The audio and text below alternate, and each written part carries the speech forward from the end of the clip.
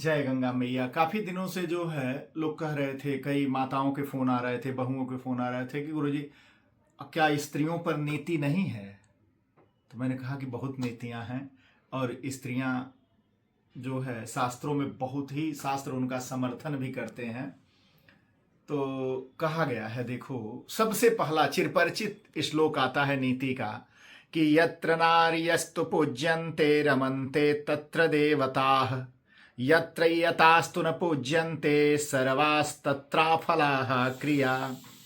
अर्थात जिस घर में स्त्री का सम्मान होता है वहां देवताओं का निवास होता है, और जहां उनका अपमान होता है अथवा वो स्वयं कलह इत्यादि क्रियाओं में लिप्त हो जाती हैं तो उस घर की क्रियाएं निष्फल हो जाती हैं। स्त्री के बिना पुरुष का धर्म कार्य एवं तीर्थ यात्रा इत्यादि का अधिकार भी नहीं बनता। बड़ी मुश्किल से इन कार्यों को पूरा करना चाहिए, जिसमें हर हाल में आपकी अर्धांगिनी, आपकी धर्म भार्या पत्नी आपके साथ होनी चाहिए।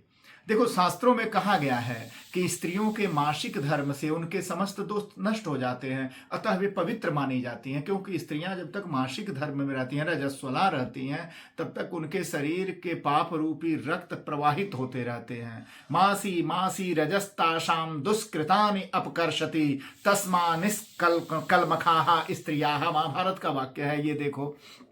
तो कहा गया है कि इस प्रकार स्त्रियां अपने दोषों से मुक्त हो जाती हैं। अच्छा देखो, बहुत सारी बात आती हैं। आजकल लोग कथावाचक हो गए, हमारे बड़े बड़े धर्म गुरु हो गए। वहां गलती क्या होती है कि माताएं जाती हैं तो साष्टांग दंडवत प्रणाम करती हैं।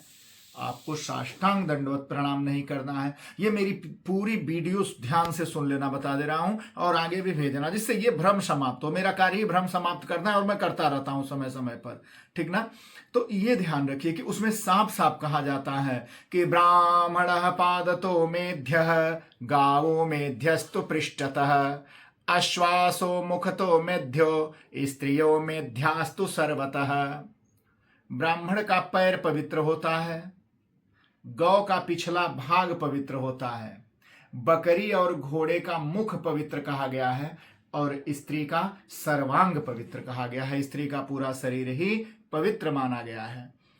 देव पूजन आदि कर्मों में पुरुष को पवित्र होने के लिए अंगन्यास करना होता है। ये सभी आचार्य गण भी ध्यान से सुन लेंगे और तुम विद्यार्थी लोग भी सुन लेना कि देव पूजा में पुरुष को पवित्र होने के लिए अंगन्यास इत्यादि आवश्यक माना जाता है, लेकिन स्त्री के लिए अंगन्यास की कोई आवश्यकता नहीं है।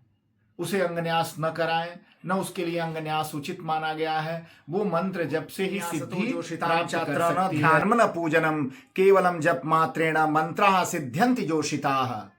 क्योंकि स्त्रियों के लिए न्यास, ध्यान और विशेष पूजन विधान की आवश्यकता नहीं मानी गई है। वे केवल मंत्र जप इत्यादि से ही सिद्धि प्राप्त कर सकती हैं। भगवान दुर्वासा ने जब माता कुंती को उपदेश दिया था देवी प्रथा को, तो ये बात कहा था। तो इसीलिए कहा गया कि स्त्रियों के लिए साष्टांग प्रणाम का विधान है ही नहीं। वे सिर्फ हाथ जोड़कर प्रणाम करें, उसी से उनका प्रणाम पूर्ण माना जाता है। उन्हें धरती पर लेट के किसी को प्रणाम नहीं करना चाहिए।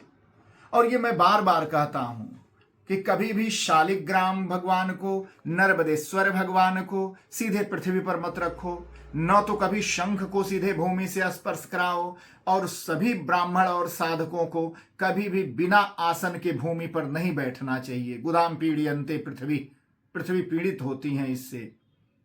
और स्त्रियों को साष्टांग प्रणाम नहीं करना चाहिए, क्योंकि उनके कुछ पर्वत कहे जाते हैं, और वो पर्वत जब पृथ्वी पर उल्टा आते हैं तो माता पृथ्वी दबती हैं और दोष उत्पन्न होता है। तो इसलिए भूल के भी माताओं को, चाहे कोई भी हो, भगवान शंकराचार्य क्यों न हो, आपके सामने आप साष्टांग प्रणाम नहीं करोगे। तो ये नीतियां हैं स्त्रियों के लिए, बहुत सारी नीतियां और विधान है ऋग्वेद से लेके और पुराणों तक।